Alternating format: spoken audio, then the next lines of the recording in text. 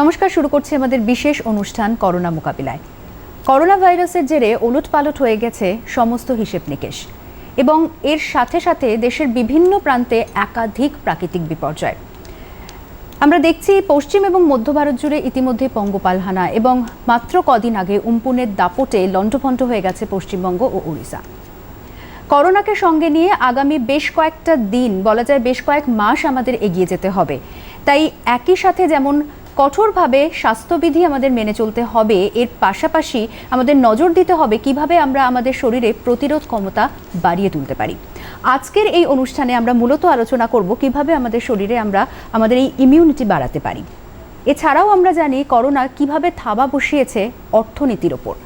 যদিও ধীরে ধীরে এই অর্থনীতির দরজা খুলতে শুরু করেছে, কর্মকাণ্ড শুরু হয়েছে, কিন্তু এই চাকায় গতি আসতে আরও কতটা সময় লেগে যেতে পারে আলোচনা করব আজকের অনুষ্ঠানে সেই বিষয় নিয়েও। আমাদের সঙ্গে রয়েছেন অতিথিরা, রয়েছেন বিশিষ্ট অর্থনীতিবিদ মহানন্দা কাঞ্জিলাল, আপনাকে স্বাগত জানাই, এবং রয়েছেন ডায়েটিশিয়ান রনিতা ঘোষ, আপনাকেও স্বাগত জানাই। এর পাশাপাশি এই সংক্রান্ত আপনাদের যা যা প্রশ্ন রয়েছে আমাদের টেলিফোন করতে পারেন। আমাদের টেলিফোন নাম্বার 24235222 24235223। তবে ফোন করার আগে অবশ্যই টেলিভিশনের ভলিউমটা একেবারে মিউট করে নেবেন, তাহলে আপনারা যে প্রশ্ন রাখবেন সেগুলো আমরা স্পষ্টভাবে শুনতে পাবো এবং আপনারাও আমাদের উত্তর শুনতে পাবেন। আমি প্রথমেই মহানন্দাদি আপনার কাছে জানতে চাইব যে একটা লম্বা লকডাউনের মধ্যে দিয়ে আমরা চলেছি এবং প্রায় শেষ পর্যায়ে চতুর্থ দফার লকডাউন। সেখানে যেভাবে আমদানি এবং রফতানি ভিত্তিক শিল্পের উপর একটা তো বড় প্রভাব পড়েছে গত কয়েক মাসে।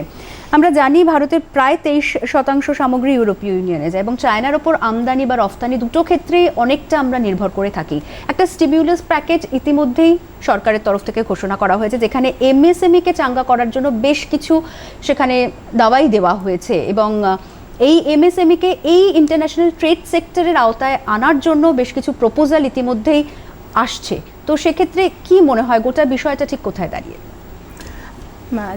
যেটা খুব গুরুত্বপূর্ণ সেটা হচ্ছে ভারতীয় অর্থনীতি গ্লোবালাইজড ওয়ার্ল্ডে যখন বিশ্বায়ন চলছে সমগ্র পৃথিবীতেই, তখন ভারতীয় অর্থনীতিও নিশ্চয়ই অন্যান্য দেশের উপরে নির্ভরশীল, সেটা রপ্তানি এবং আমদানি দুটো ক্ষেত্রেই। কিন্তু আমরা যদি West European country, USA, Germany এবং অন্যান্য আরও দেশ দেখি, তাহলে আমরা দেখব যে সেই অর্থে কিন্তু ভারতীয় অর্থনীতি বিশ্বের ওপরে নির্ভরশীলতা তুলনামূলকভাবে কম। যেরকম জার্মানি আমরা দেখতে পাচ্ছি যে ওখানে প্রায় 84% আন্তর্জাতিক বাণিজ্যের উপর নির্ভরশীল, অন্যান্য কান্ট্রিতেও তাই। কিন্তু সেটা একটা আমরা বলবো সুবিধে, কারণ বিশ্বের অর্থনীতিতে যত বড় ঝড়ই আসুক বা আগেও এসেছে, ভারতীয় অর্থনীতি কিন্তু সেটাকে কাটিয়ে উঠতে পেরেছে। কাজে আমরা নিশ্চয়ই আশা করব যে এই দুর্যোগ আমরা কাটিয়ে উঠতে পারবো। তবে এটা একটা বিরাট বড় ধাক্কা, এ বিষয়ে তো কোনো সন্দেহ নেই। কিন্তু এখানে যেটা কেন্দ্রীয় সরকার কিছু ব্যবস্থা অলরেডি নিয়েছেন এবং যেটা বিভিন্ন জায়গা থেকে দাবি আসছে, যেরকম এক্সপোর্ট সেক্টর বা রপ্তানি যে ক্ষেত্র, এটাকে কিন্তু খুব জোর দিতে হবে। তাহলে এক্সপোর্ট সেক্টরটাকে যদি জোর দেওয়া যায়, প্রথমত সরকারের তাতে আয় বৃদ্ধি হবে এবং এই এক্সপোর্ট সেক্টরটাকে যদি চাঙ্গা করতে হয়, তাহলে যেরকম কিছু কিছু দাবি এসছে যে সুদহীন ওয়ার্কিং ক্যাপিটাল, এইটা ওয়ার্কিং ক্যাপিটালটা না থাকলে এক্সপোর্টাররা বা যারা রপ্তানিকারক তারা তো ব্যবসাটাকে বাড়াতে পারবে না এই অবস্থায়। তাহলে সুদহীন ওয়ার্কিং ক্যাপিটাল যদি তাদের প্রোভাইড করা হয় বা তারা পায়, সেক্ষেত্রে কিন্তু অনেক সুবিধে হবে। বা যারা রপ্তানি করে তাদের সুদের উপরে একটা ভর্তুকি দেওয়া, এটা তারা দাবি করছে। তাই কেন্দ্রীয় সরকার যদি এই ব্যাপারগুলো একটু দেখেন, তাহলে কিন্তু আমাদের রপ্তানিটাকে অনেক বেশি এগিয়ে নিয়ে যাওয়া যায়। আরেকটা ব্যাপার হচ্ছে তুমি যেটা বললে যে এমএসএমই সেক্টরটা তো খুব বড় আঘাতের সম্মুখীন হয়েছে করোনার জন্য। তো এই এমএসএমই সেক্টরকে যদি রপ্তানি ক্ষেত্রে আরও বেশি এগিয়ে নেওয়া যায়, অর্থাৎ যে সমস্ত দ্রব্য আমরা রপ্তানি করি, যেরকম লেদার প্রোডাক্টস, এটা একটা তো ইউরোপিয়ান কান্ট্রিতে যায় আমরা জানি, লেদার প্রোডাক্টস এবং আরও অনেক গুডস আছে যেগুলো এমএসএমইতে করা সম্ভব। তাহলে আমরা বিশেষভাবে পলিসি নিয়ে যদি এই এমএসএমই সেক্টরটাকে রপ্তানির দিকে ঠেলে দিতে পারি, তাহলে কিন্তু নিশ্চয়ই একটা বড় লাভ পাওয়া যাবে। অন্যদিকে আমি যেটা বলবো যে উল্টো দিক হচ্ছে আমদানি তোমার সাবস্টিটিউট, যেটা ইম্পোর্ট সাবস্টিটিউট যেটাকে আমরা বলে থাকি, পরিবর্ত দ্রব্য, সেই সেক্টরটাকে একটু জোর দিতে হবে। অর্থাৎ আমরা যে জিনিসগুলো কিনি, যতটা আমরা সেটা দেশে তৈরি করতে পারবো, আমাদের দেশীয় অর্থনীতির ক্ষেত্রেও আয় বৃদ্ধি পাবে, কর্মসংস্থান হবে এবং বিদেশের উপর নির্ভরশীলতাটাও কিন্তু অনেকটা কমে আসবে। সেক্ষেত্রে আমাদের ট্রেড সেক্টরটাও উন্নত হবে এবং অর্থনৈতিক সমৃদ্ধি বা উন্নয়নের ক্ষেত্রেও আমরা অনেকটা এগোতে পারবো। একদমই, আমি আসবো আলোচনাতে। তার আগে আমি রনিতা দি আপনার কাছে জানতে চাইবো, আমরা যেভাবে গত কয়েক মাস মানে একটা আতঙ্কের মধ্যে ভুগছি এই করোনা নিয়ে, এবং এটা তো ঠিক যে এই মুহূর্তে করোনা আমাদের ছেড়ে যাচ্ছে না, তো সেক্ষেত্রে এই মাস্ক ব্যবহার করা, স্যানিটাইজার ইউজ করা, এগুলো যেমন রাখতে হবে, পাশাপাশি যেভাবেই হোক প্রত্যেকেরই মানে সেটা ছোট থেকে বড় প্রত্যেকেরই শরীরে প্রতিরোধ ক্ষমতা বাড়িয়ে তুলতে হবে। তো আমাদের দৈনন্দিন খাদ্য তালিকার মধ্যে মানে কি প্রোডাক্ট রাখা উচিত যেটা দিয়ে আমরা আমাদের বাড়িতেই মানে খাবার অভ্যাসের মধ্যে দিয়ে সেটাকে বাড়াতে পারি? প্রথমেই বলি, দেখো করোনা শব্দটা মানে আগে যেরকম আমরা কিছুই জানতাম না, ডক্টরদের মানে যারা ডাক্তারি পড়েছেন তাদের কাছে আমি শুনেছি, আমার ডাক্তার বন্ধুরা বলেছে যে ওদের কাছে করোনা মানে এক কথার উত্তর যেরকম আমাদের থাকতো না, ওরকম একটা আসতো যে করোনা কাকে বলে বা করোনার কি হয়। সেতো সেইটা যে এখন এইভাবে একটা ছোট শিশুও জানে করোনা কি। একটা বাচ্চা শিশুকে যদি জিজ্ঞেস করো চলো বাইরে যাবে, না যাবো না, করোনা আছে। তো তার মানে কি এটা সাংঘাতিক একটা বিস্তার লাভ করেছে আমাদের সমাজের ওপরে। তো আমরা দেখো মাস্ক পরছি, হাত ধুচ্ছি, নানান কাজ করবো, আর নিজেদের প্রোটেকশনের জন্য নিজেদের বাঁচাবার জন্য আমরা সব করছি, কিন্তু ভেতর থেকে তো আমাদের একটা শক্তির দরকার, একটা ইমিউনিটি দরকার, যেটা কি করবে এই রোগটাকে পুরোপুরি হয়তো আমরা প্রতিরোধ করতে পারবো না, কিন্তু কিছুটা অংশ তো নিজেদের বাঁচাতে পারবো। সেটার জন্য প্রথমেই যেটা দরকার, যেটা তুমি যেটা বলছো, যে প্রথমেই যেটা দরকার হচ্ছে ইমিউনিটি অর্থাৎ হচ্ছে আমাদের প্রতিরোধ ক্ষমতা, আমরা কিভাবে তার হাত থেকে বাঁচবো। আর আমাদের কিন্তু দৈনন্দিন জীবনে যে খাবারগুলো আমরা খাই, জেনে বা না জেনে আমরা কিন্তু এরকম অনেক খাবার খাই, জানি না, কিন্তু সত্যি কিন্তু এটা আমাদের শরীরে অনেক ইমিউন গ্রো করছে, মানে অনেক প্রতিরোধ ক্ষমতা গড়ে তুলছে। যেমন ধরো আমি বলতে চাই যে আমাদের খাবারের খাদ্য তালিকা যেগুলো থাকে, ঘুম থেকে উঠে আমরা কী খাই, প্রথমে একটা চা খাই। আর আজকাল অনেক বেশি কনসিয়াস হয়ে গেছে আগের থেকে লোকজন, এখন কিন্তু সেই এক গাদা চিনি দিয়ে দুধ দিয়ে চা খাবার কনসেপ্টটা কিন্তু এখন অনেক চলে গেছে। এখন কিন্তু বেশিরভাগ সবাই হয়তো গ্রিন টি খান না, কিন্তু অনেকে আছে যারা লিকার টি খান, কারণ লিকার টি না খেলে এখন অনেকে বলে আমাদের হজমের ক্ষমতার জন্যে বা কিছুর জন্য, কিন্তু মানে যিনি অজনে যাই করে হোক তৈরি হয়ে গেছে, একটা অভ্যেস তৈরি হয়ে গেছে। এবং এইটাকেই বলছে ইমিউনিটি, মানে এইটাই কিন্তু একটা ভালো ইমিউনিটি কাজ করছে আমাদের লিকার চাটা। তারপরেই চলে আসছি, তারপরে যে আমরা যে ব্রেকফাস্টটা করছি, সেখানে যে আমরা খাবারগুলো খাচ্ছি, হ্যাঁ এখানে কি হচ্ছে, বাড়ির যে কর্ত্রী বা মা তাকে একটুখানি জানতে হবে, যেটা আমি সবসময় বলে থাকি, জানো তো যে মা সে কিন্তু অ্যাকচুয়ালি বাড়ির সবকটার চাবিকাঠি, মানে সে যদি জানেন, মানে তারা যদি একটু জানেন যে কিভাবে আমরা খাবারটা সবাইকে দেবো। আজকে ব্রেকফাস্টে আমরা কি করব, শুধু কি আমরা রুটি তরকারি আলু চচ্চড়ে রুটি খাবো, না তার মধ্যে একটু নিউট্রাল একটুখানি দিয়ে দেবো, মানে যেটা হয়তো আবার বাড়িতেই রয়েছে, কিন্তু আমার হয়তো জানা নেই যে কি দিলে পরে আমার পুষ্টিটা বাড়বে। ন্যাচারালি সবার পক্ষে, দেখো সবার পক্ষে রোজ রোজ ডিম খাওয়া, মানে একটা ফ্যামিলিতে অনেক লোক থাকলে সবাইকে ডিমটা দেওয়া হয়তো সম্ভব হয় না, কিন্তু সেখানে তুমি যদি একটুখানি ডালটা যদি একটুখানি শুকনো করে একটুখানি বেশ ড্রাই করে কোনো একটা পুর দিয়ে একটা পাউরুটির মধ্যে দিয়ে দাও, তাহলে কিছুটা তো প্রোটিন গেল তার জন্য, সেখানেও তো আমরা ইমিউনিটিটা গ্রো করাতে পারছি। দুধ খেতে পারি আমরা, যাদের ক্ষমতা আছে বা যারা আমরা এখন যারা পারবো খেতে, তারা দুধ খাও, সকালে ডিম খাও, একটু কোনো প্রোটিন জাতীয় খাও। আমার কথা, আমাদের তো দেখো আমরা তো দিনে মোটামুটি 4টে খাবার খাই, সকালে ব্রেকফাস্ট মানে সকালে জল খাবার, তারপরে দুপুরে লাঞ্চ বা দুপুরের যে খাবারটা খাচ্ছি ভাত খাওয়া, বিকেলের দিকে খুব সাধারণ একটা মুড়ি ঠুড়ি কিছু একটা খাচ্ছি, রাত্রে একেবারে রাত্রের খাবার খাচ্ছি। এই 4টে বেলায় এবার আমাদের খেয়াল রাখতে হবে, 4টে বেলায় যেন আমরা কিছু না কিছু একটু না একটুখানি প্রোটিন জাতীয় খাবার খেতে পারি। আচ্ছা, মানে সবাইকে যে রোজ রোজ মাছ মাংস খেতে হবে এর কিন্তু কোনো মানে নেই, কারণ সবার পক্ষে এই সময়টা এক্ষুনি যেটা আলোচনা করা হচ্ছিল যে অর্থনীতির কিন্তু একটা সাংঘাতিক একটা চাপ এসছে, এখানে কিন্তু আমি কখনো এক্সপেক্ট করতে পারবো না প্রত্যেক বাড়িতে রেগুলার চিকেন হচ্ছে কি মাছ হচ্ছে। ইনফর্মাল সেক্টরে তো সেটা বেশি, এবং সেখানে আরো বেশি প্রতিরোধ ক্ষমতা দরকার। নিশ্চয়ই তাই। আর আমরা যেটা গ্রামে গঞ্জে যেটা দেখে বেড়াচ্ছি যে কি কষ্টে তারা আছে, সেখানে আমরা কি করে বলবো যে তুমি রোজ মাছ মাংস ডিম এসব খেয়ে তুমি তোমার ইমিউনিটি গ্রো করে, কিন্তু তাদের তো অনেক বেশি দরকার ইমিউনিটি, না তারা কি খেতে পারে। আমরা গ্রামগঞ্জে গুগলি যেগুলো পাওয়া যায়, যেগুলো লোকে মানে এমনি একটুখানি নদীর জলে বা নালার জলে গেলেও সেগুলো তুলে আনতে পারবে, তারা কিন্তু খায়। এগুলোর মধ্যে কিন্তু অনেক অনেক অনেকাংশে প্রোটিন আছে, যেটা আমরা যারা শহরে থাকি তারা হয়তো অনেকে খাই না, কিন্তু এইটার মধ্যে অনেকটা প্রোটিন আছে। এই যে ছোটোখাটো জিনিসগুলো, এইটা যদি আমরা সবাইকে একটু জানাতে পারি, আমার মনে হয় তাহলে কিন্তু খুব মানে সাধারণভাবে আমরা খুব ভালোভাবে থাকতে পারি। এই যে শাক পাতা, রোজ যদি একটুখানি শাক পাতা খাওয়াটা কিন্তু কোনো অসুবিধা নেই। গ্রামে যারা থাকে তারাও কিন্তু একটুখানি জমি থেকে শাক এনে তারা খেতে পাচ্ছে। এখন আমাদের শহরে আমরা যে রোজ খাবার পাতে একটু করে শাক খাই, তো খুব একটা অসুবিধা তো হবে না। যে শাকটা পাই, কলমি শাক পাই, নোটে শাক পাই, পালং শাক পাই, যেটা গ্রিন ভেজিটেবলসটা একটা লিফি ভেজিটেবলস একটা খাই, খেতে হবে। তাতে কি হবে, তাতে মধ্যে আমরা ইমিউনিটি পাবো, কারণ তার মধ্যে অনেকটা অ্যান্টিঅক্সিডেন্টস আছে। অ্যান্টিঅক্সিডেন্ট কী করে, আমাদের শরীরের মধ্যে এই ইমিউনিটিটা গ্রো করতে সাহায্য করে। সেহেতু আমাদের কিন্তু এগুলো আমাদের ভীষণভাবে লক্ষ্য করতে হবে। আর যেটা আমাদের ভাবতে হবে যে আমরা যেরকম প্রোটিন খাচ্ছি, আমরা যেরকম শাক পাতা খাচ্ছি, তার সঙ্গে যদি পারি যদি একটুখানি ফল খাওয়া যায়, মানে শাক সবজি ফল এর মধ্যে যদি পাওয়া যায়। এখন আমাদের গরমকালে আমের সিজন, এখন ভালো আম আসছে, আমরা তো একটু যদি আম খেতে পারি সেটাও খুব ভালো। অথবা দেখুন পেঁপেটাও কিন্তু খুব ভালো। টমেটোটা এখন আপাতত চলে যাচ্ছে, যদিও টমেটো বাজারে এখনও পাওয়া যায়, একটু টমেটো খেতে পারলে সেটাও ভালো। কুমড়ো, যেটা ইজি অ্যাভেলেবেল, সর্ব জায়গায় পাওয়া যায়, এটাও কিন্তু খুব ভালো। সেহেতু আমরা যদি এইভাবে আমাদের রান্নার সারাদিনে কি খাবো এটাকে যদি একটুখানি যদি প্ল্যান ওয়াইজ চলতে পারি, তাহলে কিন্তু যথাসাধ্য যেভাবে হোক, যেভাবেই থাকে, যে সেক্টরেই থাকে, সে কিন্তু তার ইমিউনিটিটা গ্রো করতে পারবে। তার জন্য কোনো ওষুধপত্র কোনো কিছু দরকার পড়ে না, এবং বাড়তি রান্নারও প্রয়োজন পড়ে না।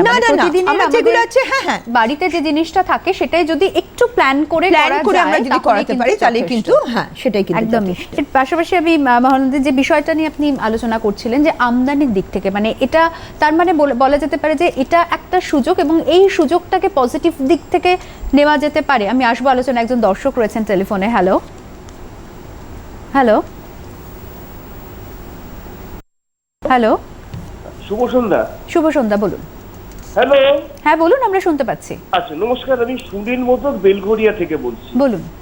আচ্ছা, আমার প্রশ্নটা হলো কোভিড-19 আক্রমণ এবং সেই সঙ্গে আমফান গেল, তারপরে আপনার বৈশাখী ঝড় গেল, ঝড় বৃষ্টি গেল গতকাল যেটা হয়ে গেছে, এবং পঙ্গপালের আক্রমণও শুরু হয়ে গেছে, এবং কোথাও কোথাও আমাদের আপনার নির্দিষ্ট প্রশ্নটা যদি বলেন। চলছে, কোথাও আবার ভূমিকম্প হচ্ছে। এই যে এতগুলো প্রাকৃতিক দুর্যোগ আমাদের তারা করে বেড়াচ্ছে, এর পরিপ্রেক্ষিতে আমাদের অর্থনীতিটা এখন পুরোপুরি বন্ধ, কেউ কাজ কারবার করতে পারছে না, সরকারি কর্মচারীরা হয়তো কিছু বেতন পাচ্ছেন, সেক্ষেত্রে বেশিরভাগই লোকজন যারা জন্মজুর, তারা দিন আনে দিন খায়। একদমই, আমরা সেই বিষয়টা নিয়ে আলোচনা করছি। আপনার স্পেসিফিক প্রশ্নটা যদি থাকে আপনি বলেন। কিছু করতে পারছেন না, তাদের রোজগার নেই, সেক্ষেত্রে তারা কিভাবে সংসার চালাবে? শুনতে থাকুন। তারা কোনো রকম মহানন্দী, খুব স্বাভাবিক বিষয় যেটা নিয়ে আমরা আলোচনা করছিলাম, যে ইনফর্মাল সেক্টর সবথেকে বেশি ক্ষতিগ্রস্ত হচ্ছে, যেটা অসংগঠিত ক্ষেত্র। সেক্ষেত্রে মানে আমরা জানি না আগামী দিনে কি অপেক্ষা করছে আমাদের জন্য, কারণ আমরা উমপুন দেখলাম, পঙ্গপাল হানা এবং একাধিক বিপর্যয় সামনে আসছে, এরকম একটা আশঙ্কা বিভিন্ন জায়গা থেকে করা হচ্ছে। তো একেবারে নিম্নবিত্ত মানুষদের জন্য মানে কিভাবে তারা এই পরিস্থিতিতে তাদের এই মানে এই সমস্যা থেকে মুক্তির উপায়টা কি হতে পারে? হ্যাঁ, উনি যে প্রশ্নটা করেছেন মানে খুব সঙ্গত প্রশ্ন, এবং এটা তো বহু মানুষের প্রশ্ন। কারণ অসংগঠিত ক্ষেত্র তো আমাদের একটা বিশাল সেক্টর, ওখানে মোর দ্যান 80% এমপ্লয়েড। কিন্তু যেটা হচ্ছে যে আমরা একটা দুর্যোগের সামনে দাঁড়িয়ে আছি, করোনা, এবং আমরা প্রত্যেক দিন কাগজেই দেখছি একটা অনিশ্চয়তার খবর আসছে। এখন এটা হচ্ছে যে এই পরিস্থিতিটা নিয়ে নিশ্চয়ই আমরা এটা কাটিয়ে উঠব। আমি এইটাই দর্শকদের বলতে চাই যে এই রকম পরিস্থিতি হয়তো আগে আমরা দেখিনি, কিন্তু সমস্যা কিন্তু আগেও হয়েছে, অর্থনীতিতেও হয়েছে, অন্যভাবেও হয়েছে, কাজে এটা আমরা কাটিয়ে উঠব। কিন্তু এখন এই মুহূর্তে যারা একেবারে নিম্ন মধ্যবিত্ত বা যাদের রোজগার বন্ধ হয়ে গেছে, তাদের থেকে সরকারের সাহায্যটা নিতেই হবে। কারণ সরকার চেষ্টা করছেন, রাজ্য সরকার, কেন্দ্রীয় সরকার নানাভাবে তাদের অনুদান দিয়ে, রেশন দিয়ে তারা যাতে অন্তত খাবারটা পায়। আর বাসস্থান তো মানে যেটা হলো যে করোনা এসে মানুষের খাদ্য কেড়ে নিয়েছে, আর এই আমপুন ঝড়টা এসে একেবারে বাসস্থান কেড়ে নিল, মানে দুদিক থেকে মানুষ জর্জরিত। তো তাদের শুধু একটু ধৈর্য ধরে অপেক্ষা করতে হবে, নিশ্চয়ই অর্থনীতি আবার আগের জায়গায় আসবে।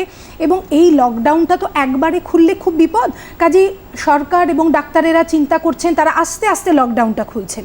তাহলে আস্তে আস্তে লকডাউন খোলা, এবং একটা ব্যাপারে আমাদের কিন্তু সবাইকে সচেতন থাকতে হবে যে এই যে স্বাস্থ্য সচেতনতা মেনে কিন্তু ফ্যাক্টরি বলুন, দোকান বলুন, কি যারা কিনছে ক্রেতা, তাদেরও সচেতনতা থাকতে হবে।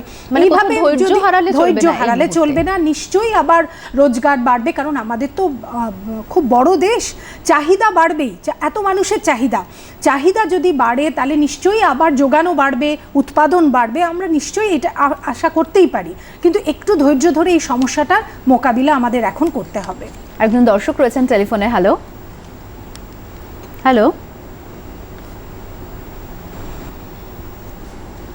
হ্যালো হ্যালো হ্যাঁ বলুন, নমস্কার।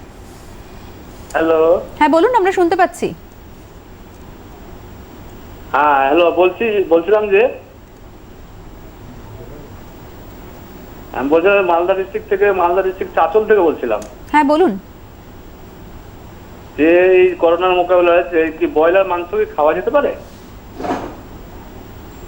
শুনতে থাকুন, ওই যে এই যে করোনা যে মোকাবিলায় যে আমাদের শুনতে থাকুন। কোন ব্রয়লার চিকেন, সেটা কি খাওয়া যেতে কোনো পারে? অসুবিধা নেই দাদা, ব্রয়লার চিকেন খান, দেশি চিকেন খান, কোনো অসুবিধা নেই। তাদের প্রোটিন কন্টেন্ট, মানে যেটা প্রোটিন, যেটাকে নিয়ে আমরা বেশি ভাবছি, যেটা খেলে আপনি রোগ প্রতিরোধ করতে পারবেন, সেই প্রোটিনটা কিন্তু সব জায়গায় সেম আছে। যেমন অনেকের আমাদের ধারণা যে দেশি মুরগির ডিমের প্রোটিনটা অনেক বেশি আছে বা ওইটার বোধহয় আমরা খুব তাড়াতাড়ি সুস্থ হয়ে যাবো, সেটা কিন্তু না। ডিমের গুণাগুণ সবই কিন্তু একই রকম আছে। সে তো আপনি কিন্তু খেতে পারেন, দেখবেন যাতে আমাদের এই সময় আমরা কি বলছি যে এমন খাবার খাবো যাতে আমরা সুস্থ থাকতে পারি। অনেকে আছে না খুব বড় বড় চিকেন বিক্রি করে বা চিকেন খাবার একটা ইচ্ছা থাকে, কিন্তু সেগুলো না খেয়ে আমার যেটা মনে হচ্ছে এই সময় যদি আমরা এই 1 কেজি 1.25 কেজির মধ্যে চিকেনটা কিনে যদি খেতে পারি, সেটা ব্রয়লার হোক আর দেশি হোক, কোনো অসুবিধা নেই, খেতে পারেন আপনি। আশা করি আপনার প্রশ্নের উত্তর আপনি পেয়ে গেছেন। প্রোটিনের প্রসঙ্গ যখন উঠলো, আমি একটা বিষয় জানতে চাইবো যে এমন অনেক পেশেন্ট রয়েছে যাদের হয়তো কিছু ক্রনিক ডিজিজ তাদের রয়েছে, হার্টের সমস্যা রয়েছে বা কোলেস্ট্রল সমস্যা রয়েছে, এরকম হতে পারে, কিডনির সমস্যা রয়েছে।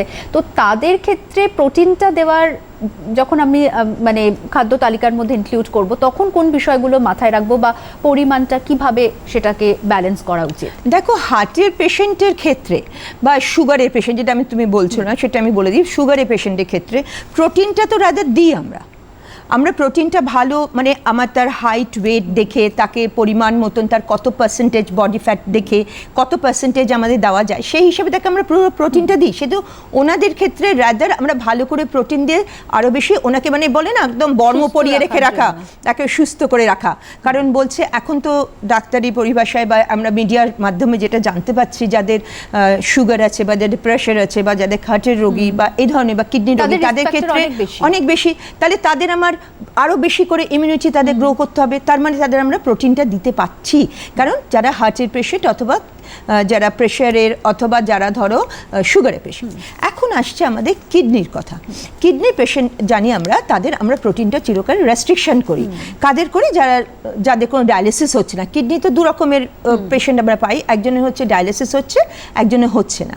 যাদের ধরো ডায়ালিসিসটা হচ্ছে না, তাদের ক্ষেত্রে আমরা একটা ক্যালকুলেশন করে বের করি যে এত গ্রাম আমরা, যদি তোমার নর্মালি ক্ষেত্রে 1 গ্রাম দিই, কারো ক্ষেত্রে 0.6 গ্রাম 0.7 গ্রাম থাকে, সেই প্রোটিনটা কিন্তু মাথায় রেখে তাদের আমরা খাবারটা দেবো।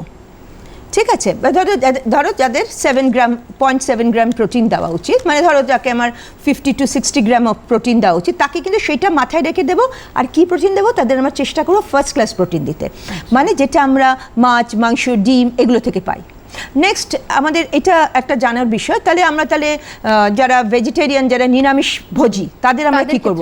যারা কিডনি কিন্তু নিরামিষ ভোজি, তাদের ক্ষেত্রে কি করব? তাদের ক্ষেত্রে আমি কি করব? তাদের মিল্ক প্রোডাক্ট থেকে দেবো।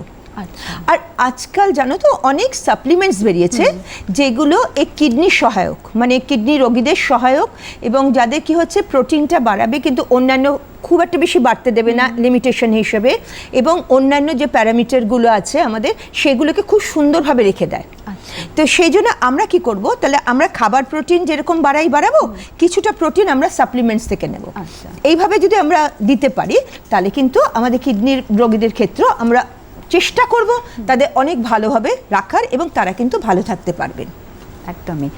মহানন্দাদি, সেক্ষেত্রে আমরা জানি যে আর্থিক প্যাকেজ ইতিমধ্যেই ঘোষণা করা হয়েছে, সেটা গ্রামীণ যে মানে অর্থনীতি হোক সেক্ষেত্রে বা একেবারে সাধারণ মানুষের ক্ষেত্রে, যেটা ধরে নেওয়া যায় যেটা দীর্ঘমেয়াদী একটা ফল, সেটা কীরকমভাবে সেই ফলটা আমাদের ওপর মানে আমরা পেতে পারি? আমি আসবো তার উত্তরে, তার আগে একজন দর্শক রয়েছেন টেলিফোনে। হ্যালো হ্যালো, আমি কন্যাকুমারী থেকে সঞ্জয় ভট্টাচার্য বলছি। বলুন। আমি আমার ডায়াবেটিক, আমার 62 বছর বয়স। তো আমি যেটা জানতে চাইছি যে ইমিউনিটি বাড়ানোর জন্য আমার দৈনন্দিন খাবারের মধ্যে কিরকম দিলে সবচেয়ে ভালো হয়। ভালো মানে আমি তো জেনারেলি বুঝতে পারার কথা যে প্রোটিনটা খুব জরুরি, তার সঙ্গে আর কি কি খেলে মোটামুটি ব্রেকফাস্ট, লাঞ্চ, ডিনার এবং কি খেলে আমি মোটামুটি ইমিউনিটিটা আমার গ্রো হবে, যাতে এই করোনার থেকে অন্তত কিছুটা সুবিধা পেতে পারি। একটু বললে ভালো হয়। আপনার কোয়েশ্চেনটা আমি শুনলাম। তো আমার মনে হচ্ছে আপনি যে ব্রেকফাস্টে আপনি হয়তো নিশ্চয়ই ডিম বা কিছু নিশ্চয়ই খান। আমি যেটা বলতে চাইছি, বারবার বলছি যে আমাদের যে সারাদিনের খাবারটাকে যদি আমি 4 ভাগে ভাগ করি, মানে সকালের খাবার, দুপুরে, বিকেলে, রাত্রে, তার মধ্যে আমাদের ফার্স্ট এম হচ্ছে যে আমাদের খাবারে রাখবো আমরা প্রোটিন। সেটা সবাই জানেন, আপনারাও জানি, আমরা জানি যে আমরা রাখবো। কী ধরনের প্রোটিন রাখবো, এটাই হচ্ছে এখন প্রশ্ন। যে প্রথমে যেটা রাখবো যে সকালবেলায় খাবারের মধ্যে যদি আপনি ডিম খেতে পারেন, তাহলে আপনি কিন্তু একটা পুরো ডিমই খাবেন, কোনো হলুদটা বাদ দিয়ে খাবার কোনো দরকার পড়ে না। এগুলো আমাদের আগের ধারণা ছিল, এখন আমাদের দেখা যাচ্ছে ইয়েলোটা মানে হলুদ পোর্শনের যে ডিমে যে হলুদ পোর্শনের যে ফ্যাটটা, সেটা আমাদের হার্টের জন্য ভালো বা প্রেশারের জন্য ঠিক আছে, এটা কোনো ক্ষতি করে না। সেকেন্ড আসছে এবার তার সঙ্গে আপনি যেরকম রুটি খাচ্ছেন বা সবজি খাচ্ছেন বা ব্রেড খাচ্ছেন, এবার আপনি যদি এবার দুপুরে খাবারে আসেন, নিশ্চয়ই মাছ খাবেন। মাছ চেষ্টা করবেন ছোট মাছ খেতে, আর যদি না পারেন যে রুই মাছও খান বা কাতলা মাছ খান, 1 কেজির মধ্যে খেতে চেষ্টা করবেন। আর যেটা আমাদের সবচেয়ে বড় কথা, যে আমাদের বাঙালি বাড়িতে খাবারগুলো কি হয় না, আমরা হয়তো মাছ টাছ সবই খাচ্ছি, কিন্তু প্রচণ্ড কড়া করে মাছ ভাজা, প্রচণ্ড গড়গড়ে করে রান্না, এগুলো কিন্তু একদম চলবে না। মাছটা রান্না নিশ্চয়ই ভাজবে, কিন্তু কম তেলে মাছ ভাজা, একটু কম তেল দিয়ে রান্না করা। কারণ দেখুন, আগে যেরকম আমরা বাইরে বেরোতাম, এখন কিন্তু আমরা সেই হিসাবে এখন আমাদের কিন্তু কায়িক পরিশ্রম কিছুই নেই। আর যেহেতু আমাদের এক্সপেন্ডিচার নেই, খরচ নেই শরীরের কোনো ক্যালোরি, সেহেতু আমরা যেটা গ্রহণ করব তার মধ্যে যেন কখনো এমন না কিছু খেয়ে ফেলি যাতে আমাদের রোগটা আবার বেড়ে যায়। সেহেতু আমাদের সেইভাবে খেতে হবে। আর যেটা করতে হবে, বিকেলে যখন আমরা মুড়ি, জেনারেলি সব বাড়িতে আমরা মুড়িটাই একটু প্রেফার করি, মুড়ি খাবো, তার মধ্যে একটু ছোলা দিয়ে দিন না। ছোলাটা সেদ্ধ করা থাকলো বা আগের দিন থেকে ভেজানো আছে, একটু ছোলা 1 মুঠো দিয়ে দিন, তাহলে তো কিছুটা প্রোটিন হয়ে গেল। একটুখানি বাদাম দিয়ে দিন, 8-9টা বাদাম দিয়ে দিন। আমি জানি আপনি হার্টের রোগী, কিন্তু আপনি খাবেন বাদাম, বাদামটা আপনার জন্য ভালো। আর রাত্রে খাবারের মধ্যে যেরকম পারবেন, যেদিন মাছ আছে বা মাংস আছে সেটাও যদি না থাকে, ছোলা, রাজমা, এরকম ধরনের যদি কোনো আমরা ডালের প্রোডাক্ট খেতে পারি, কোনোদিন একটু ধোকা করে নিল, কোনোদিন একটু ডালটাকে একটুখানি সেদ্ধ করে একটু নেড়ে দিল, সেইভাবে দিয়ে একটু রুটি দিয়ে খেয়ে নিন না, তাহলেই তো সারাদিনের প্রোটিনটা হলো। হ্যাঁ, তার সঙ্গে যেটা খেতে হবে যে একটু সবজি খেতে হবে আপনাকে, ভালো মতন একটু মানে হচ্ছে শাক জাতীয়, পাতা জাতীয় সবজি খেলেন, গাজর খেলেন, কুমড়ো খেলেন, এগুলো আপনাদের জন্য খুব ভালো। আর জেনারেল যেরকম কলা যদি খেতে পারেন সকালে ব্রেকফাস্টে একটা, সেটাও আপনার জন্য ভালো। আশা করি আপনার প্রশ্নের উত্তর আপনি পেয়ে গেছেন। মহানন্দা, যে বিষয়টা জানতে চাইছিলাম, যে ইতিমধ্যে একটা প্যাকেজ ঘোষণা হয়েছে এবং এই প্যাকেজের প্রকল্পগুলো সিংহভাগই দেখছি যে নির্ভর করছে ব্যাংক ঋণের ওপর, এবং ইতিমধ্যেই আবারও 40 বেসিস পয়েন্ট সুদ ছাটা হয়েছে। এই repo rate, reverse repo rate যে কমছে, মানে এর ফলে কি কোথাও ঋণের চাহিদা বাড়বে বা বাজারে একটা চাহিদা তৈরি হবে, সেই সম্ভাবনাটা কি থাকছে? অ্যাকচুয়ালি যে কেন্দ্রীয় সরকারের যে প্যাকেজটা আমরা দেখেছি, তাতে মূলত কেন্দ্রীয় সরকার যেটা চাইছেন সেটা হচ্ছে যে আমাদের ফিনান্সিয়াল সিস্টেমটাকে একটু স্ট্রং করতে। কারণ ফিনান্সিয়াল সিস্টেমটা ইকোনমিক ডেভেলপমেন্ট বা অর্থনৈতিক উন্নয়নের সঙ্গে এই আর্থিক ব্যবস্থাটা খুব ওতপ্রোতভাবে যুক্ত। তার জন্য যেমন আমরা দেখতে পাচ্ছি যে ব্যাংক ঋণের চাহিদাটা কিন্তু আমাদের দেশে একটু কমে গেছে। যেরকম 2011-য় আমরা দেখতে পাচ্ছি 21% টোটাল চাহিদা ছিল ক্রেডিটের, সেটা কিন্তু 2020-তে 6% হয়ে গেছে। কাজে কেন্দ্রীয় সরকার একটা নীতি নেওয়ার চেষ্টা করছেন যে অর্থনৈতিক সমস্ত কর্মকাণ্ড হবে, কিন্তু সেটা ঋণটাকে গুরুত্বপূর্ণভাবে নিয়ে। তাহলে সেটা কৃষির ক্ষেত্রেও তাই এবং শিল্পক্ষেত্রেও তাই। এবং যার জন্য রিভার্স রেপো রেট এবং রেপো রেট এই দুটোই কমিয়ে দেওয়া হয়েছে, যেটা হচ্ছে যে রেটে কমার্শিয়াল ব্যাংক রিজার্ভ ব্যাংকের থেকে ঋণটা নেয় সেটাই তো রেপো রেট, সেটাকে কমানো মানে হচ্ছে ব্যাংকগুলো সুদের হারটা কমাবে। এবার সুদের হার কম হলে সাধারণত লোকে বেশি ঋণ নেবে, সেটা ছোট কারবারিও হতে পারে, বড় শিল্পপতি তো অবশ্যই তারা ঋণ নিয়ে কাজটা করুক।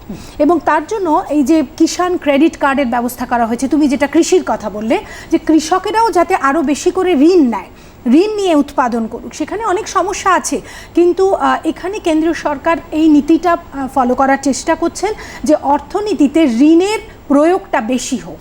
এটা একদিক থেকে খুব প্রয়োজনীয়, এবং তাছাড়াও যে মনরেগা তাতেও 40,000 কোটি টাকা দেওয়া হয়েছে, যাতে একেবারে যে গরিব মানুষগুলো গ্রামে রয়েছে যারা এখন কাজকর্ম পাচ্ছে না তাদের যাতে নিযুক্ত করা যায়, তাতে কর্মসংস্থানও তৈরি হবে। এবং এই 100 দিনের কাজটা তো খুব গুরুত্বপূর্ণ একটা প্রজেক্ট, এবং ওয়ার্ল্ডের মধ্যে এটা হচ্ছে সবথেকে বড় কর্মসংস্থান তৈরি করার প্রজেক্ট। কাজে এটাকে কিন্তু কেন্দ্রীয় সরকার খুব গুরুত্ব দিয়েছেন, এটা খুব ভালো দিক। এবং এই ঋণটা শুধু তাই না, স্বনির্ভর গোষ্ঠী এরাও প্রচুর, তাহলে এই সমস্ত ছোট ছোট সংস্থা তাদের ঋণের মাধ্যমে নিজেদের ঘুরে দাঁড়াতে হবে। তবে একটা ব্যাপার হচ্ছে, এই ঋণের ক্ষেত্রে ব্যাংকের একটা খুব বড় দায়িত্ব আছে।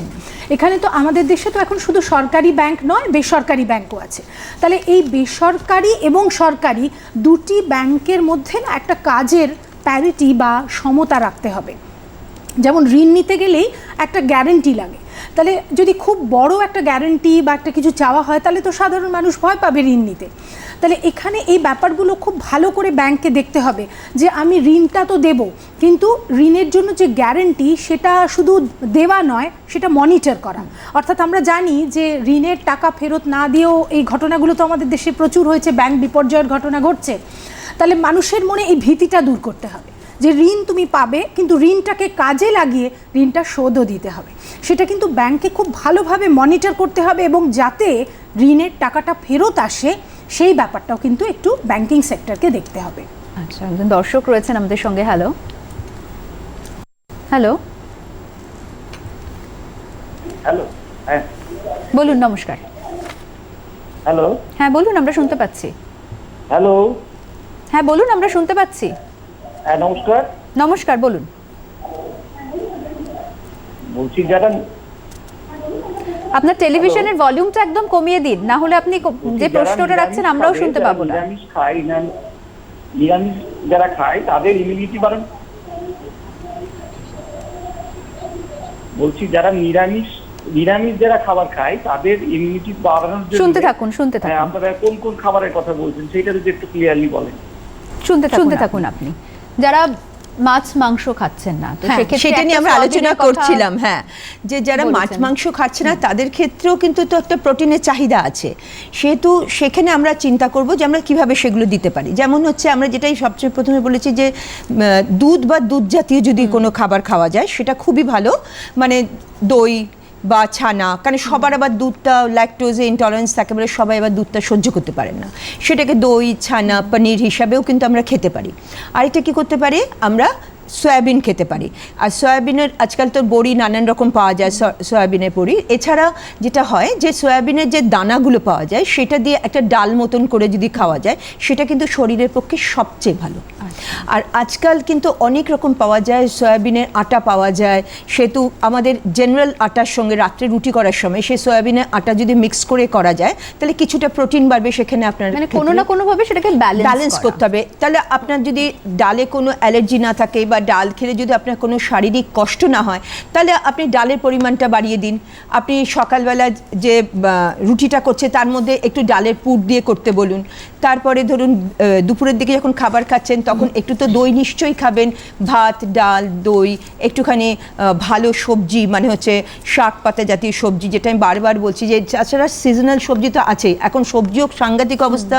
এই বর্ষায় এই জলের মধ্যে তো সব সবজি প্রায় খুবই খারাপ অবস্থা, কিন্তু তার মধ্যে যতটুকু পান সবজি খাবার চেষ্টা করুন। কারণ আমাদের কিন্তু এখন অ্যাকচুয়ালি জানো তো আমাদের নির্ভর করতে হবে যে প্লান্ট খাবারের ওপরে, মানে সবজি ফল এগুলোর ওপর নির্ভর করলে সবচেয়ে ভালো। আর এছাড়া আপনি চেষ্টা করুন যে বিকেলের দিকে একটু ছানা খেতে, যদি ছানা খেতে না পারেন তাহলে সেই আমি যেটা বলি সবসময় আমাদের চিরকাল আমাদের বাড়িতেও আগে আমাদের দাদু দিদারাও সেভাবে খেয়ে এসছেন, ছোলা ভিজিয়ে ছোলা খাওয়া বা অঙ্কুরিত ছোলাটাকে ভিজিয়ে রেখে পরের দিন বেঁধে রেখে তার পরের দিন সেটা দেখবেন ওপরে একটা অঙ্কুর বেরিয়ে গেছে, সেটার প্রোটিন কিন্তু আপনার মাছ মাংসের কাছাকাছি প্রোটিন আছে, সেইটা আপনি রোজ অন্তত এক মুঠ করে খান সারাদিনে, এইভাবে আপনি খেতেই পারেন। এভাবে খেলে কিন্তু আমরা অনেকাংশে প্রোটিনের ঘাটতিটা মেকআপ করতে পারবো। আজকে মূলত আমরা আলোচনা করছি আমাদের প্রতিদিনের খাদ্য তালিকার মধ্যে আমরা কিভাবে সেই সব খাবারগুলোকে ইনক্লুড করতে পারি যাতে আমাদের শরীরের প্রতিরোধ ক্ষমতা আমরা বাড়িয়ে তুলতে পারি এই করোনার সাথে মোকাবিলা করার জন্য। এই বিষয় নিয়ে আলোচনায় আমরা ফিরবো, তবে সময় হয়ে গেছে একটা ছোট্ট বিরতি, সঙ্গে থাকুন। বিরতির পর আরও একবার স্বাগত জানাই আমাদের আজকের অনুষ্ঠানে। একজন দর্শক রয়েছেন টেলিফোনে। হ্যালো হ্যালো হ্যালো, নমস্কার, বলুন। হ্যালো, হ্যাঁ বলুন, আমরা শুনতে পাচ্ছি। বলছি যে আমার বাবা হচ্ছে অ্যাবাভ 70 ইয়ার্স ওল্ড এবং উনি নিরামিষ খান, মানে মাছটা খান, মাংস, ডিম, পেঁয়াজ, রসুন কিছুই খায় না। তো সেই জন্য আমি জিজ্ঞাসা করছি যে উনি যদি করোনা রোগের প্রতিরোধক হিসেবে ওনাকে কি ডায়েট দেওয়া যেতে পারে? আপনি শুনতে থাকুন, আমরা এই বিষয় নিয়ে আলোচনা করেছি, আবারও আসবো সেই প্রসঙ্গে। আমি তার আগে একটু মহানন্দাদির কাছে যাব যে এফআরএমবি এই অ্যাক্টে ফিজিক্যাল ডেফিসিট সাধারণত কমিয়ে রাখা হয়, কিন্তু এখন যেটা সিচুয়েশন তাতে তো সেটা বাড়বে, তো এইটাকে কিভাবে ব্যালেন্স করা সম্ভব আদৌ? আচ্ছা, এফআরবিএম অ্যাক্ট যেটা, সেটা fiscal responsibility and budget management act. এটা চেষ্টা করে যে ফিসকাল ডেফিসিটটা, অর্থাৎ যেটা ঘাটতি, ফিসকাল ডেফিসিট মানে হচ্ছে যে যেমন একজন ইন্ডিভিজুয়াল মানুষ, একজন ব্যক্তির যদি আয়ের থেকে ব্যয়টা বেশি হয় তখন আমরা বলি ঘাটতি, সেরকম সরকারও একটা ক্ষেত্র। তাহলে সরকারের যদি আয়ের থেকে ব্যয় বেশি হয় তখন হয় ঘাটতি, সেটাকে আমরা ফিসকাল ডেফিসিট বলি। এবারে এইরকম একটা পরিস্থিতিতে যখন সরকারের ব্যয় তো অবশ্যই অনেক বেড়ে গেছে, যেটা তারা প্ল্যান করেছিলেন, হঠাৎ করে করোনার ধাক্কা এসে সেটা অনেকটা বাড়িয়ে দিয়েছে। এবারে 2008-09 সালে যেটা হয়েছিল, যে একটা সমস্যা তৈরি হয়েছিল অর্থনীতিতে, তখন সরকার অনেকটা ট্যাক্স রিলিফের ব্যবস্থা করেছিলেন এবং ব্যয়টাকে অনেকটা বাড়িয়ে দিয়েছিলেন। তার ফলে কিন্তু ঘাটতিটা, বাজেট ডেফিসিটটা প্রায় 6% বেড়ে গেছিলো, যেটা কিন্তু খুব ক্ষতিকারক একটা দিকে যাচ্ছিল। তো এবারে সেই জন্য যেটা করা হয়েছে যে এতে কিন্তু ফ্লেক্সিবিলিটি আনা হয়েছে এই এফআরবিএম অ্যাক্টে, এবং সেখানে আমরা দেখতে পাচ্ছি যে এই যে ফিসকাল ডেফিসিট সেটা এখন কিন্তু 3.3% থেকে 3.8% করা হয়েছে সেন্ট্রাল গভর্নমেন্টের ক্ষেত্রে, এবং স্টেট গভর্নমেন্টের ক্ষেত্রেও এটা 3% থেকে 4% করা হয়েছে। অর্থাৎ এই রিল্যাক্সেশন বা ফ্লেক্সিবিলিটিটা আনা হচ্ছে, কেননা অর্থনীতির খুবই দুরবস্থা এখন, সেইটাকে কাটাতে গেলে এই ফ্লেক্সিবিলিটিটার খুব দরকার। শুধু তাই না, স্টেট গভর্নমেন্ট এখন মানে 5% ঋণ নিতে পারবে, যেটা আগে ছিল 3%, সেটা কিন্তু এখন 5%। তার মানে এই রিল্যাক্সেশনগুলো করা হচ্ছে যাতে এই বাজেটের ঘাটতিটা কিছুটা মেনে নিতে হবে, না হলে তো এই পরিস্থিতিটা আমরা মোকাবিলা করতে পারবো না, কারণ লকডাউনের ফলে অর্থনৈতিক কাজকর্মটা বন্ধ হয়ে গেছে, কাজে সরকারের তো ন্যাচারালি অনেক বেশি খরচা। তাহলে এই এফআরবিএম অ্যাক্ট কিন্তু ফ্লেক্সিবল করা হয়েছে, আগেই করা হয়েছে, এখনও কিছুটা তার সাহায্য নিয়ে করা হচ্ছে। এবং এই যে রেপো রেট এবং রিজার্ভ রেপো রেটের কথা বললে, যেটা কমানো হয়েছে, এটা সুদের হারটা কমানো এই কারণে যে আমরা অর্থনীতিতে থিওরিটিক্যালি জানি যে সুদের হার কমলে বিনিয়োগ বাড়ে। তাহলে এই প্রচেষ্টাটা কেন্দ্রীয় সরকার নিচ্ছে যে যাতে বিনিয়োগ বাড়বে, বিনিয়োগকারীরা উৎসাহিত হবেন, যদি সুদের হার কমে নিশ্চয়ই বিনিয়োগও বাড়বে। কিন্তু বিনিয়োগের একটা স্থিতিশীল পরিস্থিতি চাই, পরিবেশ চাই, সেই পরিবেশটাকে বজায় রাখাও কিন্তু সরকারের একটা দায়িত্ব, সেটা নিশ্চয়ই সরকার পালন করবে। একজন দর্শক রয়েছেন টেলিফোনে। হ্যালো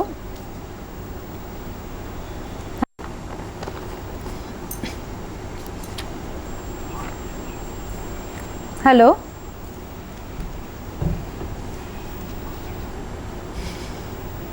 হ্যালো না, যান্ত্রিক ত্রুটির কারণে যোগাযোগ বিচ্ছিন্ন হয়ে গেছে। নয়নতাদি, একটা বিষয় আমরা বিশেষত দেখে থাকি যে ফ্রোজেন ফুড, এটা খাওয়ার প্রবণতা আমাদের মানে এই ফার্স্ট লাইফে মানে বেড়ে গিয়েছিল, হয়তো লকডাউনের জন্য সেটা কিছুটা হয়তো কমানো গেছে, সেটা আগামী দিনে কতটা মানে আমাদের হ্যাবিটের মধ্যে রাখা উচিত নাকি সেটা বর্জন করা উচিত? বর্জন তো কোনোভাবেই করা উচিত না, মানে বর্জনে আমি একদম পক্ষপাতী নয়, কারণ আমরা সবাই মোটামুটি এখন বাড়ির মানে হাজব্যান্ড ওয়াইফ দুজনেই কাজকর্ম করেন। এখন যদি বলি এটাকে বর্জন করো, এটা সম্ভব নয়। হ্যাঁ, সেটা কি করে আমরা খাবো সেটাই হচ্ছে আসল ব্যাপার। করোনা হয়েছে বলে ফ্রোজেন ফুড খাবো না, এটা কিন্তু নয়। কারণ ঠান্ডা খেলে করোনা বাড়বে, একদমই না। আর আমরা যে গরম খেলে মানে আর যেরকম হয় গরম খেলে করোনা কমবে, সেটাও নয়। কিন্তু কি না, আমরা সাবধানতাটা অবলম্বন করব। সেটা হচ্ছে ফ্রোজেন ফুড মানে যেগুলো আমরা বলি যে ফ্রোজেন যে চিকেন বা ফ্রোজেন যেগুলোই থাকবে সেগুলো এনে ঠিক সময়ে মানে অন্তত খাবার অন্তত 2 ঘন্টার আগে বাইরে বের করা, ফ্রিজের বাইরে বের করা। যতটা খাবো মানে যতটা পরিমাণ আমার লাগবে ঠিক ততটা পরিমাণই আমাকে বের করতে হবে। এমন নয় যে পুরো চিকেনটা নিয়ে বের করলাম, যেটা জেনারেলি হয়ে থাকে, করে নিয়ে যতটা পোর্শন যেটা রান্না করলাম বাকিটা আবার সেটা তুলে নিয়ে গিয়ে আবার ফ্রিজে রাখলাম। ওই সময় তো পুরোটা বাইরে থাকলো, তাতে কিন্তু ব্যাকটেরিয়াটা গ্রো করে তার মধ্যে। সেই তো আমরা কি করব, আমরা যখন তাহলে সেটা রাখছি তখনই তাহলে যদি আমরা ঠিক করে রাখি, আলাদা আলাদা কন্টেনারে যদি রাখি, তাহলে কিন্তু আমাদের সেই অসুবিধাটা হয় না। তাহলে কি হচ্ছে, আমরা ঠিক সেটা বের করলাম, ততটা রান্না করলাম এবং সেভাবে করলাম। কারণ আমি যদি বলি ফ্রোজেন ফুড পুরোপুরি বন্ধ, তার সব প্রোটিন, ফ্যাট, কার্বোহাইড্রেট কিছুই নেই, এটা ভুল কথা। এটা কিন্তু নয়। তাহলে আমাদের প্রসেসিং যেটা আমরা কীভাবে সেটাকে তৈরি করব বা কীভাবে সেটাকে রাখবো সেটা আমাকে জানতে হবে। আর ফ্রোজেন ফুডের মধ্যে কিন্তু ন্যাচারালি একটা চিকেন কেটে সঙ্গে সঙ্গে খাচ্ছ, তার যে টেস্টটা হবে, তুমি যখন চিকেনটাকে ফ্রোজ করে খাচ্ছ, ফ্রোজেন করে খাচ্ছ, ন্যাচারালি সেইটা তো থাকতে পারে না, একটু তো তফাৎ হয়, কোনো অসুবিধা হয় না, তুমি খেতেই পারো। শুধু একটু প্ল্যান করে পুরো বিষয়টা প্ল্যান করে ব্যাপারটা করতে হবে, মানে কীভাবে নামাবো, কীভাবে কী করবো, এটাই হচ্ছে কথা। হ্যালো হ্যালো হ্যালো, হ্যাঁ, সল্টলেক থেকে সৌন্দর্যা ব্যানার্জি বলছিলাম। বলুন। নমস্কার। বলছি যে ম্যাডাম, আমি লাস্ট 7 ইয়ার্স রিউমাটয়েড আর্থ্রাইটিসে ভুগছি, যেটা একটা অটো ইমিউন ডিজিজ। তো এক্ষেত্রে আমার ইমিউন সিস্টেম তো খুবই খারাপ। তো কি কি আমি মেজারমেন্ট নিতে পারি যার ফলে করোনা থেকে কিছুটা দূরে থাকা যায়? কিভাবে সেটা করতে শুনতে থাকুন। ইমিউনিটিটা গ্রো তো করতেই হবে, সবাইকে করতে হবে। আর আপনার যে অসুখটা আছে সেখানে সত্যি একটা ইমিউনিটি গ্রো করার ভীষণই দরকার।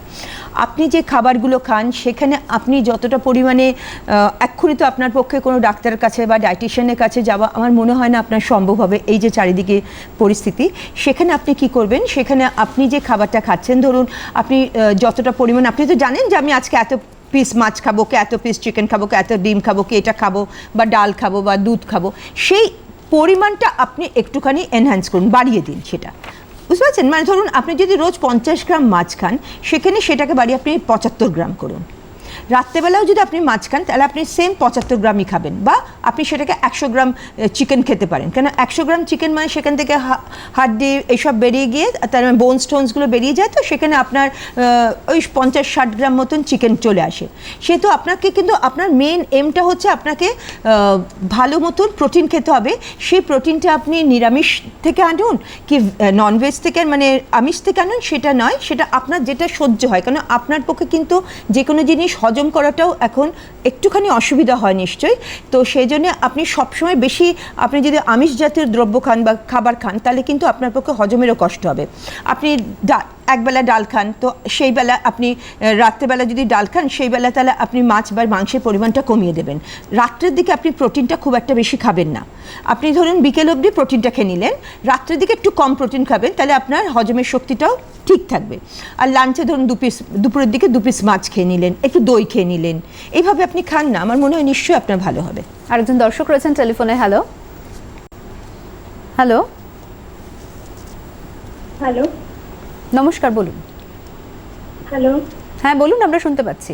হ্যাঁ বলছি যে আমি পুরুলিয়া থেকে বলছি। মানে যারা মানে সর্দি কাশির রুগী, সবসময় 12 মাস যাদের সর্দি কাশি হয়, তারা বয়স্ক বা কম বয়সী যারা, তাদের কি ডায়েট ফলো করতে হবে? শুনতে থাকুন। আমি আসবো এই প্রশ্নের উত্তর নিয়ে আপনার কাছে। তার আগে আমি মহানন্দাদির কাছে একটু জানবো যে আমরা যদি দেখি বিশ্ববাজারে ক্রুড অয়েলের দাম সেটা কমেছে, মানে এটার ফল সরকার কিভাবে বা কতটা ঘরে তুলতে পারে? হ্যাঁ, একমাত্র এই প্রতিকূল পরিস্থিতিতে এই একটা আশার আলো আমাদের রয়েছে, সেটা হচ্ছে ক্রুড অয়েলের দামটা কম।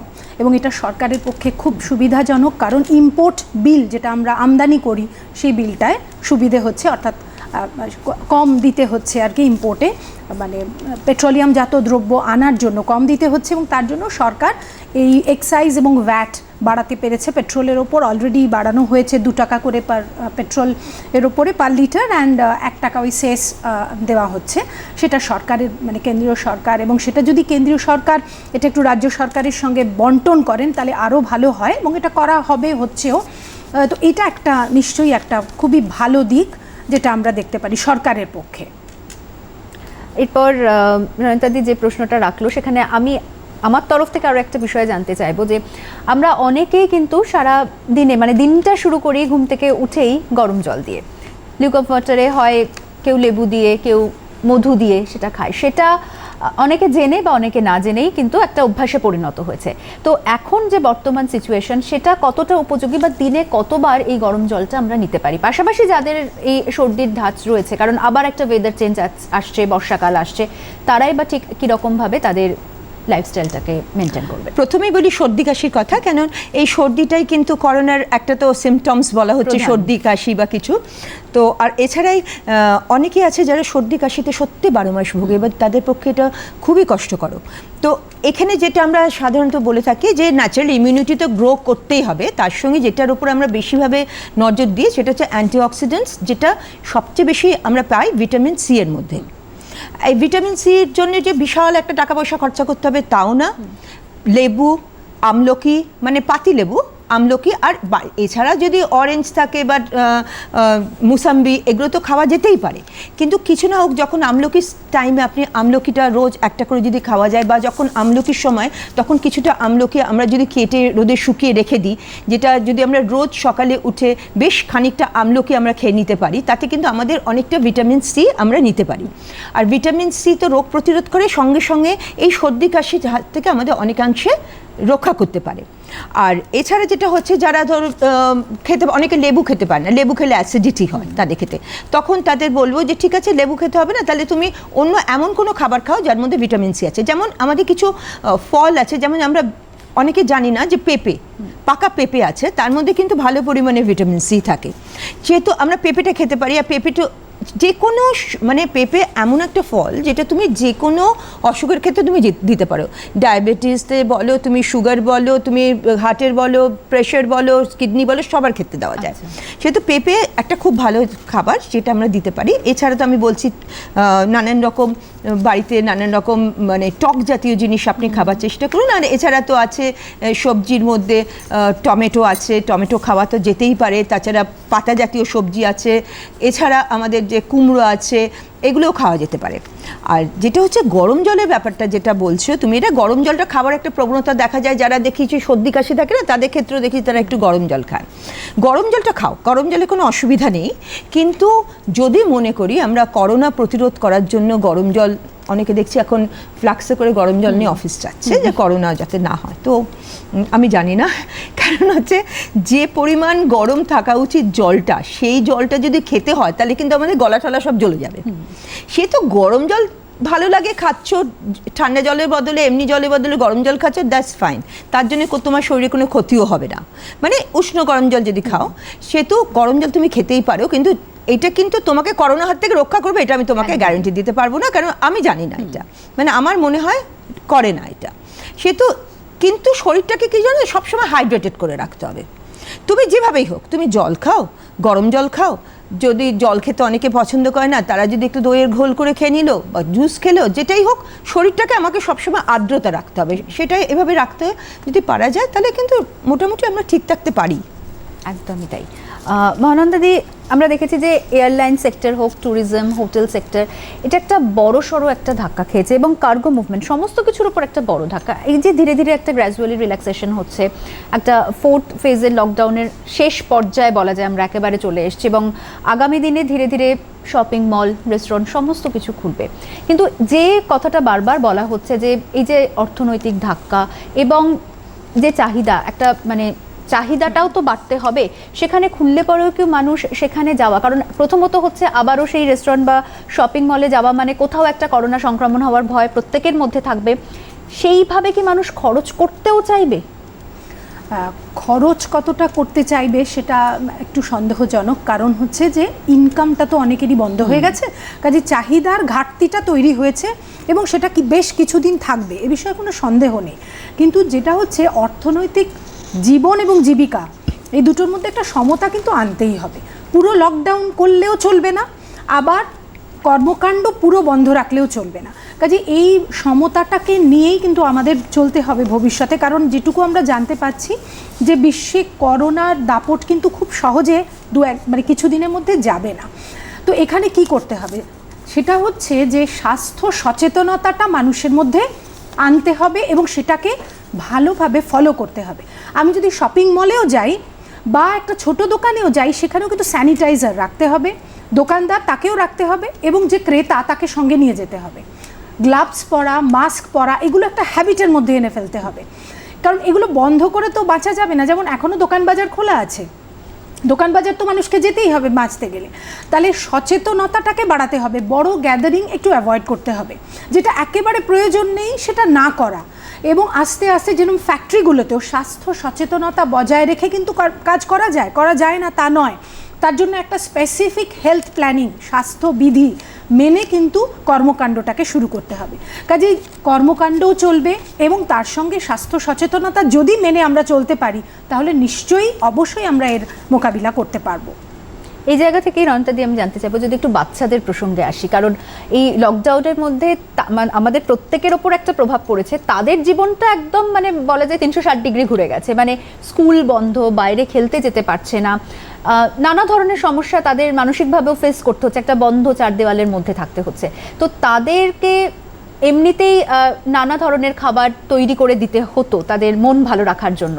তো এই পরিস্থিতিতে তাদের এই প্রতিরোধ ক্ষমতাটা বাড়ানোর জন্য তো একটু বেশি গুরুত্ব দেওয়া উচিত, এবং জাঙ্ক ফুডের প্রতি অনেক বাচ্চাদের অনেক প্রবণতা আছে। কি সাজেশন? দেখো, প্রথমেই বলবো যে বাচ্চাদের ক্ষেত্রে যে আমরা খাবারগুলো দিই মোটামুটি কিন্তু আমরা একটা প্ল্যান ওয়াইজই দিই, এবং কিন্তু আমরা চেষ্টা করি তাদের মিল্ক প্রোডাক্টটা মানে দুধ জাতীয় জিনিসটা একটু যাতে বেশি থাকে, বা মাছ বা চিকেন এই ধরনের দিয়ে থাকি আমরা। হ্যাঁ, এখন কি হচ্ছে, বাচ্চারা এখন বাড়িতে থেকে আরও বেশি মানে স্ট্রেসে, আরও ওরা ভীষণ মানে জেদি টাইপের, বা খেতে চাইছে না, একই জিনিস দুদিন দিলে খাবে না, সে তো মানে প্রচণ্ডই দেখা যায়। তো সেটার ক্ষেত্রে এখন দেখা যাচ্ছে যে তাহলে আমাদের মায়েদের কি করতে হবে, যে এমন খাবার আমরা চুজ করব যে খাবারগুলো যাতে ওদের পক্ষে খুব ইন্টারেস্টিং হয়। সামান্য জিনিস, আমি যদি সকালে তাকে একটা ডিম যখন দিচ্ছি, যদি একটু বড় বাচ্চা তাকে যদি আমরা ডিম বানিয়ে দিই, একদিন এক একটা ডিম বানিয়ে দিই না, রোজ যদি তাকে এক ঘেয়ে সেদ্ধ ডিম করে দিই, তার তখন কোনো দিনই খেতে ইচ্ছা করবে না। বা আমাদের প্রেজেন্টেশনটা যেভাবে আমরা দেবো, তো ডিমটা দিলাম সুন্দর করে একটু সাজিয়ে, মাঝখান থেকে হাফ কাটলাম, মানে ফুলের মতন করে একটা দিয়ে দিলাম। মানে এখন মারাও তো খুব একটা, যারা আমরা কাজের জন্য বেরোই তাদের ক্ষেত্রে বেশিরভাগ মারা এখন বাড়িতে ওয়ার্ক ফ্রম হোম করছেন, বা বাড়িতেই আছেন, বা খুবই কম, বেরোলেও খুব কম। তাদের কিন্তু একটু চিন্তা করতে হবে যে আমরা বাচ্চাদের কীভাবে খাওয়াবো, কারণ তাদের শরীরটাও কিন্তু আমাদের ভালোভাবে দেখতে হবে। সে তো তাদের প্রেজেন্টেশনটা আমাদের খুব ভালো করতে হবে। হ্যাঁ, সেই যে প্রথম থেকে বলে যাচ্ছি যে 4টে বেলায় যেন আমাদের কিছু না কিছু প্রোটিন থাকে, সেটা যেন থাকে, সেটা আমাদের মাথায় রাখতে হবে। ফল খাওয়াতে হবে। ইয়েস, তাদের যদি তারা মানে অনেক আছে জুস খেতে একদম চায় না, দরকার নেই জুস খাওয়াতে হবে, এর কোনো মানে হয় না। ফলটাকে কেটে একটু নুন, একটু গোলমরিচ বা একটু চাট মশলা দিয়ে দিলে একটু ইন্টারেস্টিং লাগবে। কাটাটাও সুন্দর করে কেটে একটা ছোট ছোট করে 2-3 রকম ফল কেটে একটা প্লেটের মধ্যে একটা ছোট চামচ দিয়ে, হ্যাঁ, কালারফুল ফল ভালো লাগবে। যদি তারা মনে হয় তারা দই খেতে ভালোবাসে, তাহলে দইয়ের মধ্যে ফলগুলো দিয়ে দিলেও তো খুব ভালো লাগবে খেতে। দুপুরে খাবারের মধ্যে রোজ তাকে একঘেয়ে ভাত না দিয়ে কোনো দিন একটুখানি ফ্রাইড রাইস মতন তৈরি করে দেওয়া, কোনো দিন একটু পিস পোলাও তৈরি করে দেওয়া। এখন এইভাবে যদি আমরা একটু খাটি, একটু মাথাটাকে কাজে লাগাই, তাহলে কিন্তু বাচ্চাদেরও ভালো লাগে। বা মাছটাকে নানা রকম, রোজ তাকে ঝোল খাওয়াতে হবে না, মাছটাকে একটু ম্যারিনেট করে, নানা রকম মশলা দিয়ে একটু ম্যারিনেট করে, একটু ভেজে, হালকা ভেজে বা গ্রিল করে তাদের দিয়ে দেওয়া, সেটা কিন্তু ভালো লাগবে। মাথায় রাখতে হবে তাকে কিন্তু আমার শুধুমাত্র মাছ মাংস ডিম খাওয়ালে চলবে না, তাদের কিন্তু আমাকে সবজি খাওয়াতে হবে। আমি যখন ফল খাওয়াচ্ছি তাকে কিন্তু আমার সবজিটাও খাওয়াতে হবে। সবজিটাকে ওরকম কালারফুল সবজির সঙ্গে চিকেনটাকে দিয়ে, কালারফুল সবজিটা ওপরে দিয়ে একটুখানি কর্ন খেতে সব বাচ্চারা ভালোবাসে, একটু কর্নটাকে বয়েল করে সট করে তারপরে দিয়ে দেওয়া। রাত্রের ডিনার হয়ে গেলে সে যদি রুটি না খায়, কোনো দরকার নেই রুটি খাবার, ওই ভেজিটেবলসটা আর চিকেনটা খেলেই তো তার হয়ে যাবে। এখন এইভাবে নানাভাবে আমাদের বাচ্চাদের কিন্তু ভুলিয়ে খাবার দাবার দিতে হবে। বিকেলের দিকে যে দুধ খায় ভালো, দুধ না খেলে ছানাটাকে একটুখানি হাত দিয়ে ভালো করে ঘষে নিয়ে সেটাকে একটা ছানার টিকিয়ার মতন করে ওপরে প্রতিদিনের খাওয়াটা একটুখানি ইন্টারেস্টিং ভাবে তাদের সামনে প্রেজেন্ট করতে হবে। আমরা একদম শেষ পর্যায়ে চলে গেছি, একদম অল্প সময় রয়েছে। আমি একদম ছোট্ট করে জানতে চাইবো যে কর্মী ছাঁটাইটা একটা বড় আতঙ্কের বিষয় হয়ে দাঁড়িয়েছে, তো সেক্ষেত্রে মানে সরকারের তরফ থেকে ঠিক মানে কঠোর অবস্থান যদি নেওয়া যায়, কি সাজেশন বা কি বলতে চাইবেন সেক্ষেত্রে? কর্মী ছাঁটাই তো নিশ্চয়ই একটা বড় সমস্যা, কারণ বেকারত্ব তো ভয়াবহ আকার ধারণ করেছে আমাদের দেশে, শুধু না সারা বিশ্বেই এটা একটা ভয়ঙ্কর সমস্যা। আর বেকারত্বর সমস্যা আমাদের দেশে বেশ কিছুদিন ধরে রয়েছে এবং সেটা বেড়েও গেছে, এখন তো আরও বেড়ে গেছে কারণ সমস্ত কর্মকাণ্ড বন্ধ।